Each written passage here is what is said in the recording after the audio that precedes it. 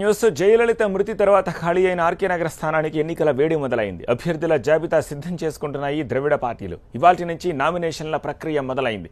23 వరకు గడువు ఉంది. శశికళ వర్గం తరపు అభ్యర్థిగా AIADMK deputy general secretary Dinakaran పేరును ప్రకటించారు.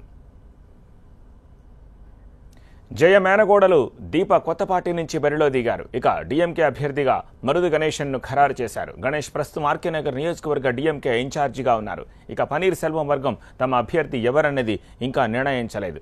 అసలు పోటీలో ఉంటారా లేదా అన్నది కూడా ఇప్పటిదాకా చెప్పలేదు. గత ఎన్నికల్లో కూటమిగా పోటీ చేసిన ఉభయ కమ్యూనిస్టు పార్టీలు టీఎంసీ, వీసీకే పార్టీలతో కూడిన మక్కల్ నల్కోటమి అభ్యర్థిని ప్రకటించాల్సి ఉంది. అలాగే విజయకాంత్ సారథ్యంలోని డీఎండీకే కూడా తన నిర్ణయాన్ని ప్రకటించలేదు. బీజేపీ కూడా పోటీలో ఉండనున్నట్టు ప్రచారం జరుగుతోంది. సినీ నటి గౌతమిని తమ పార్టీ అభ్యర్థిగా ప్రకటించే యోచనలో ఉన్నట్టు తెలుస్తోంది. మొత్తం మీద తమిళనాడులో ఒక స్థానానికి ఎన్నిక జరుగుతున్న రాష్ట్రం మొత్తానికి జరుగుతున్న ఎన్నికల తరహా ఉత్కంఠ నెలకొంది. నామినేషన్ సమయం మొదలైన హడావిడి మాత్రం మొదలు కాలేదు.